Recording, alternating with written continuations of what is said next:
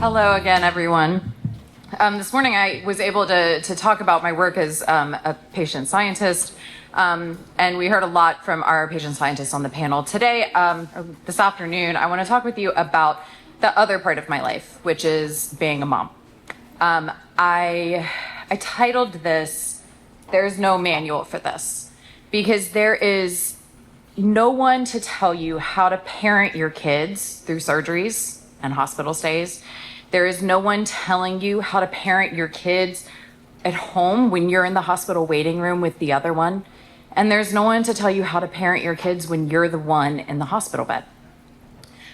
These three pictures were taken within about a year of each other.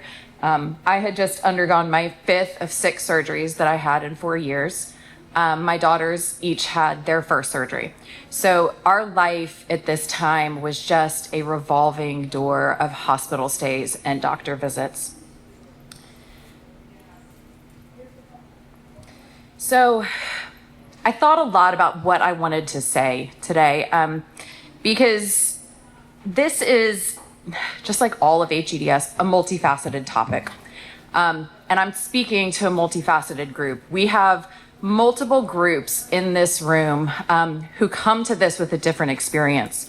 The first group that I get to work with day in and day out are these young adults who are just starting their independent journeys. And I'm often asked, far more than I expected to, what it's like to have children while living with HEDS. I think it's a topic that weighs on a lot of these young women's minds as they consider what they want from their life. And here's what I hear from them. I'm worried that things will get worse for me after pregnancy. I'm worried about how I'll take care of myself when I'm up all night with a sick baby. I'm scared knowing there's a chance I will give this to them and that I will cause them to go through this. These women worry because they know. They've been through the hardships and they've watched their parents walk alongside them every step of the way. They know their limitations.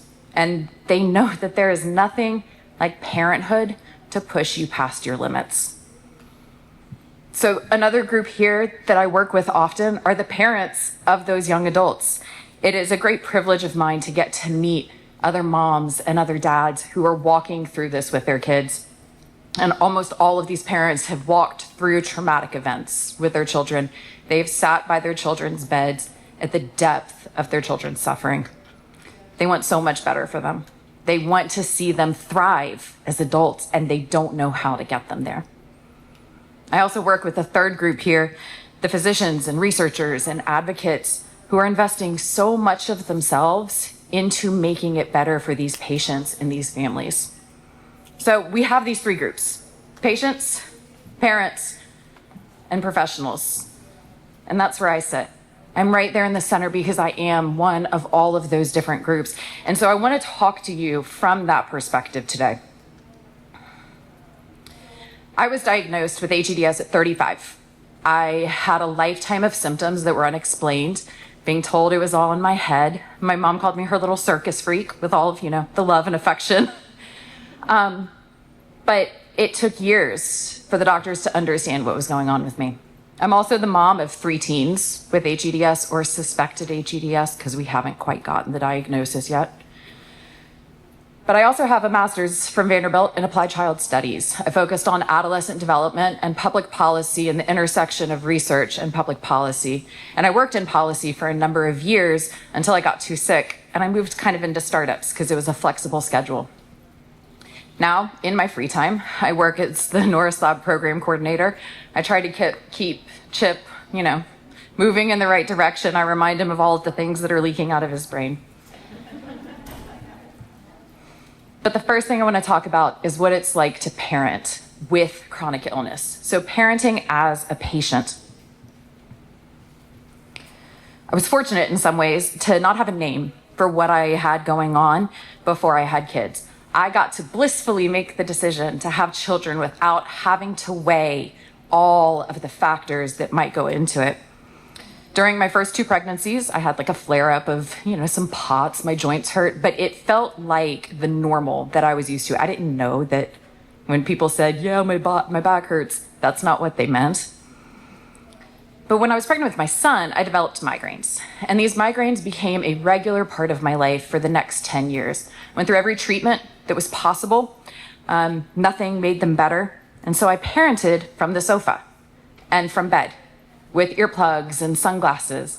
I made up games for my children to play while I was horizontal, and so they wouldn't realize that mommy wasn't playing with them.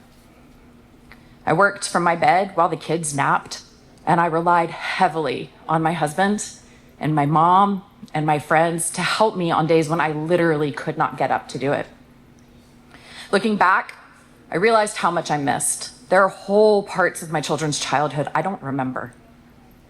Whether it was pain or brain fog, or the fact that I just literally wasn't at the birthday party. There are parts of their childhood that they'll go, "Mom, do you remember when?" And the answer is no, I don't. But I also look back at the silliness and the games and the fun and the joy that we were able to create in the midst of these hard times. So I often get asked in these conversations about parenting with HEDS, whether knowing what I know now, would I have kids? And the answer is a resounding yes, because I could not imagine my life without these beautiful idiots just torturing me all the time. They are my great joy, and they made me who I am. But I also know that I would do it differently. I would know that we could fight for a diagnosis for me. I would know to do PT so that I could strengthen my body enough to endure multiple pregnancies. I think that I know so much more now, and the young women that I talk with, they know so much more. And so for them, there is hope to have kids, to have a family, because they have the tools and the people around them to help support them through it. So I would also make sure that my kids got treatment before they were in crisis. And this brings me to the second part, parenting chronically ill children. You can see from the second one, it's a little dark, but we weren't sure if our kids had EDS when they were little. They just were like a little bendy. But this was a part of my journey I never expected. I was sick for their childhood, and I got diagnosed when my oldest was 13. She went through puberty right after that. And with puberty came new challenges that we weren't anticipating. I have to say, I thought I knew. I knew we had EDS. I had doctors around me that understood EDS. I would be able to get my kids the care that they needed.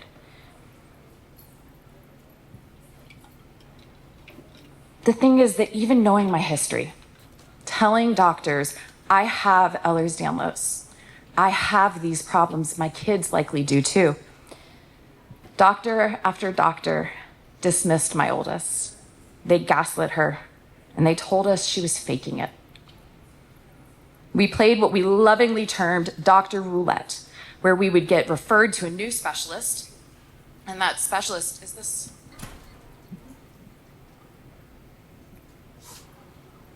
Can you hear me now?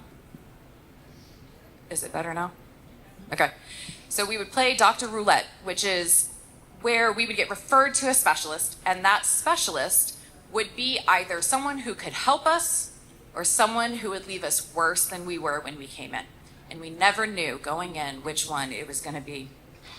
And this type of medical trauma lingers because it's not a one-time thing. You are living with this day in, day out. You are looking to these providers for answers. And these providers are actually inflicting more trauma onto you. I remember a particular doctor's appointment where I was sure that we would get help for her. We had finally gotten to a doctor who could help. And that doctor brought the imaging in and said, "It's normal." And then she looked at me. My daughter was sitting there, and she said, "There's nothing wrong with her. She just needs to get out of bed and get back to school."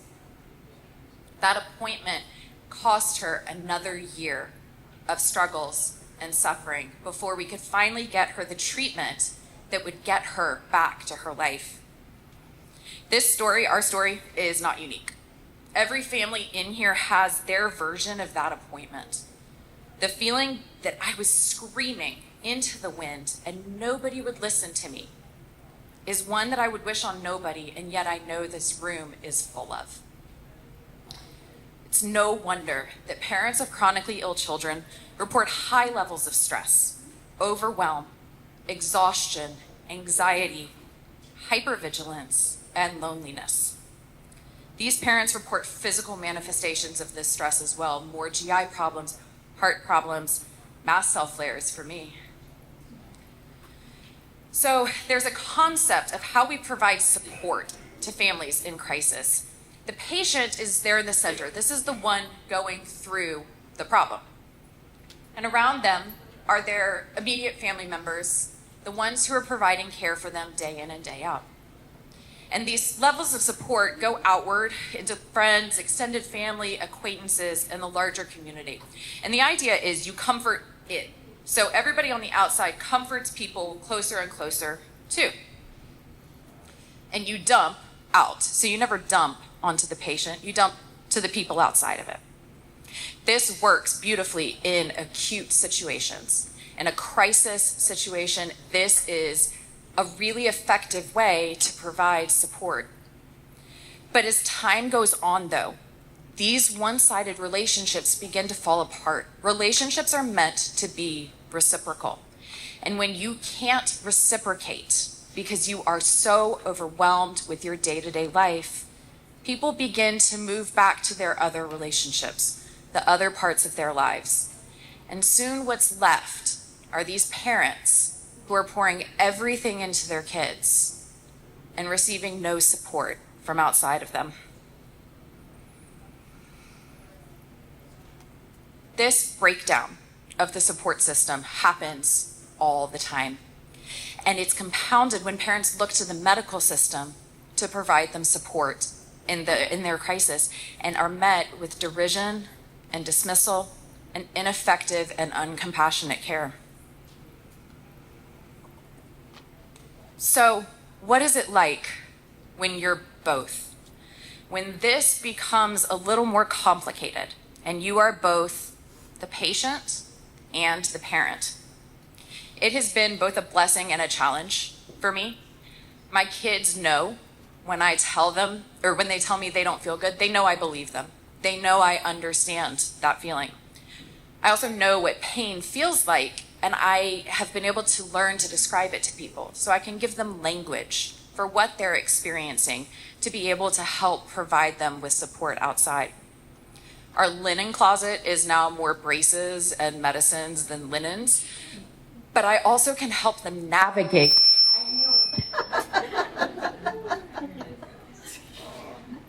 Navigate. I appreciate you. I can help them navigate when to seek additional care for their symptoms and when they can just manage them at home.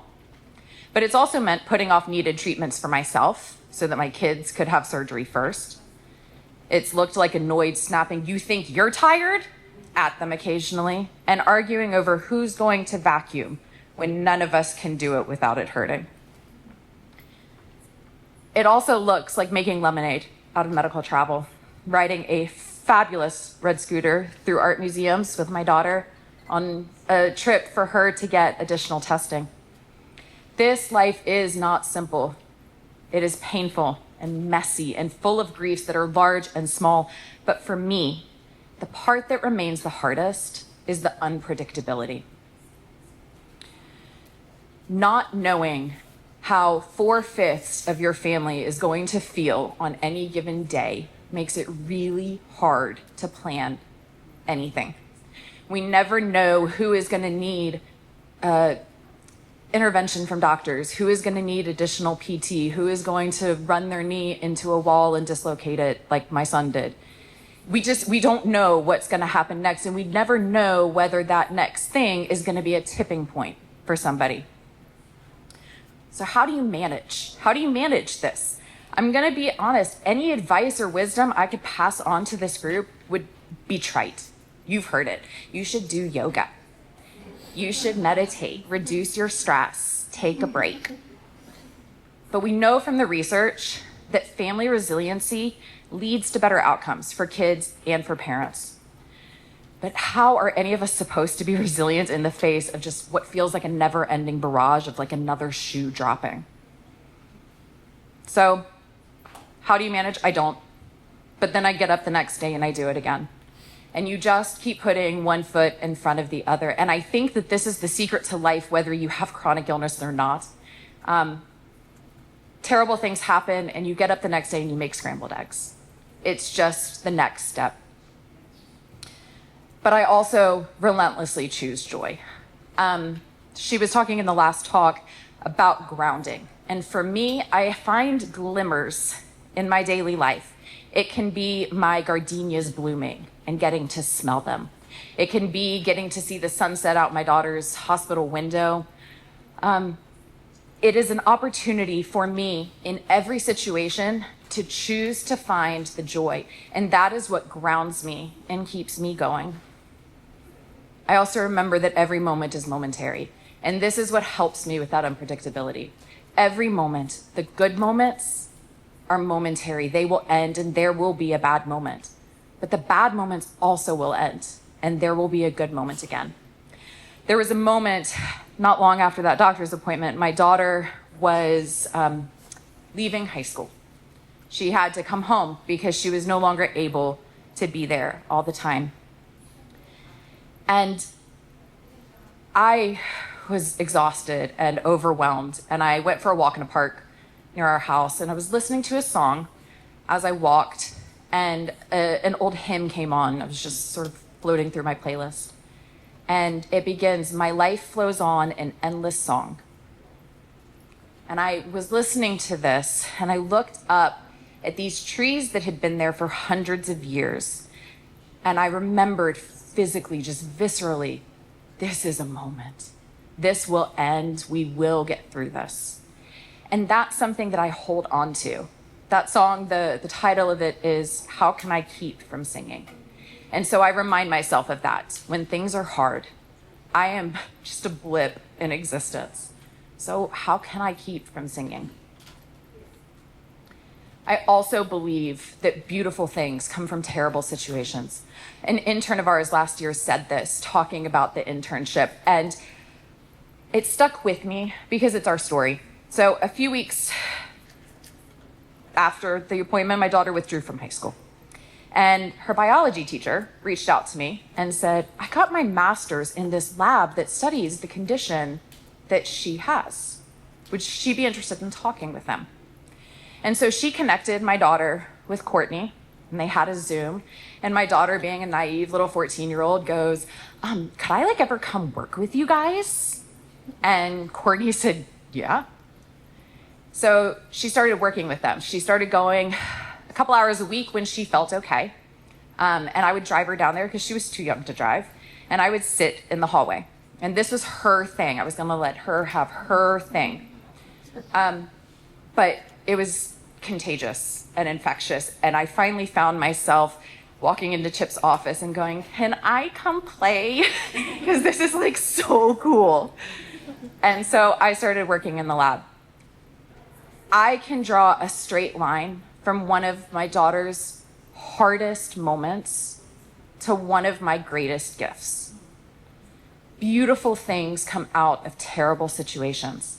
I would never have wished that on her to begin with, but I can just revel in what came out of it. And finally, I hold on to hope, because yesterday, Dr. Nichols said something in a conversation. She said, "We talk a lot about families being resilient, surviving the trauma that they go through. And it's true. These are the things that help me survive." She said, "But what we really should be looking at is what allows families to flourish." Families can only do so much in these situations to help themselves survive. They deserve better than what the medical system is giving them.